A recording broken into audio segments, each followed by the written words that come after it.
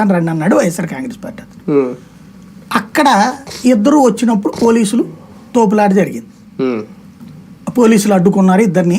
ఆ టైంలో చొక్కా పట్టుకున్నాడు అన్నటువంటి ఒక్క కాన్సెప్ట్ని మాత్రమే చంద్రబాబు గారు తీసుకుని ఇదా ఇంత వక్రీకరణ, ఇంత దుర్మార్గమా, అసలు ఇలాంటి మోసాలు మీరు ఖండించాలి అని చెప్పారు. తద్వారా అక్కడ ఏం సందేశం ఇచ్చారు? పేకాట సంగతి గురించి నువ్వు పట్టించుకోబాక. అదే సందర్భంలో దీన్ని అక్కడ రెండో వాడు అసలు ఇప్పుడు వైసీపీ అతను నేను నిరూపిస్తానన్నాడు అనగా నువ్వేమనాలో పోలీసులు వెళ్ళి పదయ్య చూపెట్టి మనం వెళ్ళి పట్టుకుందామని చెప్పాలి, అంతే కదా. అది మానేసి తెలుగుదేశం వాళ్ళు వెళ్ళి ఎందుకు గొడవ పడ్డట్టు అంటే అవతలోడు మాట్లాడితే ఆడి మీదకి వెళ్ళిపోతావు దాడికి. దాన్ని పోలీసులు ఆపే సందర్భమా ఇక్కడ? పోలీసులు ఇక్కడ ఎట్లా గొడవకు వస్తామని ఆపాలి కదా.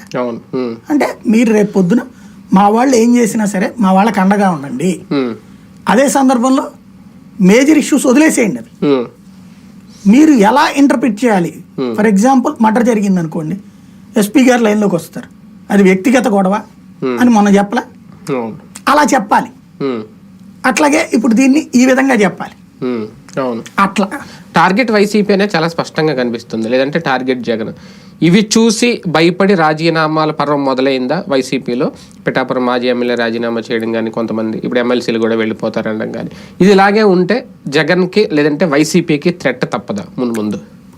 వాళ్ళ అవసరాలు ఉంటాయి. ఫర్ ఎగ్జాంపుల్ ఇప్పుడు మీరు చెప్పినటువంటి పిఠాపురం, అక్కడ ఇంకా ఛాయిస్ లేదు కదా పార్టీ పరంగా వైసీపీకి ప్రజెంట్. అతనికి ఆల్టర్నేటివ్ లేదు.